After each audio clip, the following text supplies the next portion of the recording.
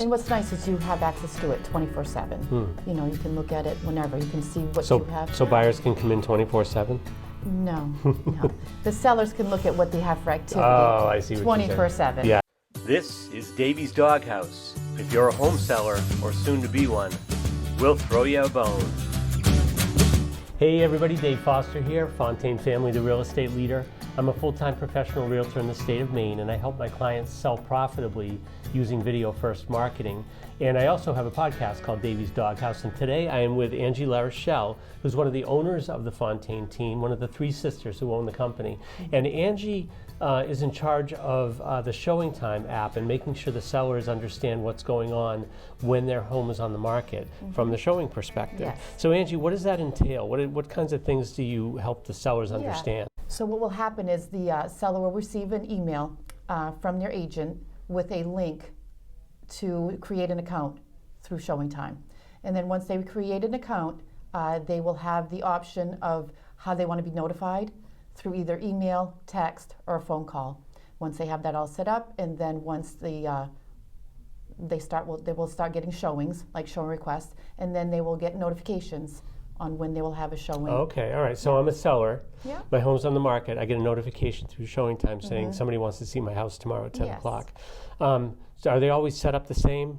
Does the seller have to approve that, or can the agent approve it, or? So what will happen is they will see that they have a show request, and if they don't like the time, they can either decline the showing, or they can propose a new time, a different time and day for that showing. Okay. And once they do that through either the app, or they can even do it on an email, we will get it back, and then we can propose a new time, and then they'll get another.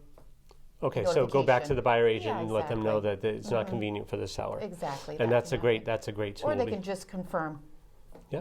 And I know sometimes with homes that are not, people that are not in the homes, unoccupied, they can just do what's called go and show, right? Yeah, go and show, which is great because then they won't miss out on any showings. The person will just be able to go right in immediately if they want. Yeah. Or, So when the buyer agent sends out a request for that type of home, they get automatically get so they'll get an automatic saying that you're all set, confirmed, and then the seller will receive it knowing that they will have a showing. Awesome. Day and time showing. Yeah, because I know that when I'm talking to people in listing presentations and sellers, that I tell them that any barrier to a showing happening is something we have to take away. So whether it's somebody being there, the people can't get in to do a showing or something like that, that causes a barrier for them getting in, we want to take that away. We want to make it as easy as possible for buyers to get into the home. You don't want to miss out on any showings. Yeah.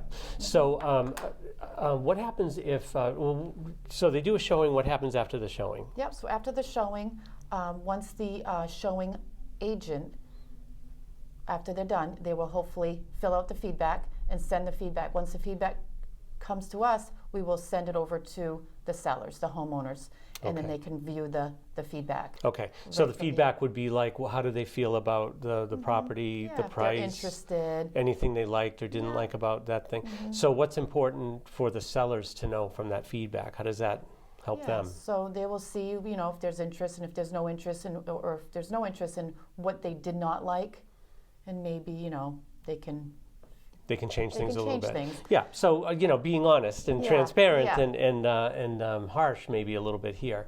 Sometimes we get feedback that something is not right in a home, and when you see 2 or 3 people say the same thing, typically it's something that can be addressed. Is that correct? One of the things that I hear quite often, I think you have throughout your career, you've been doing this a lot longer than me, is that people many times in past sales haven't gotten feedback at all. And I think you know that, right? How was the feedback? What feedback? I didn't ever get feedback. And I know how important and how helpful it's been for my sellers to get feedback, even if it's not the best, because we know what we can do to make it so the next buyer will truly love the home. Sometimes it's a really minor thing. Yeah, exactly. Sometimes it can be a major thing, right? Yeah. So okay, so we've got the ShowingTime app set up. The people get the feedback. They know how many showings they have. What else happens as time goes on through the listing? Yeah, and what's great is there's also a little tab on there that you can look at activity, so you can see what you've had for showings. Past showings, future showings, and then you get like a little activity report that you can actually see. from that Anytime, app. anytime I want? you want, you Okay. can see. And the Yeah, calendar also, feedback. correct? Yeah, So I can see future showings. Exactly. Yeah, It's which nice is- to just keep track of what's going on. Yeah, and which will Yeah. help you plan.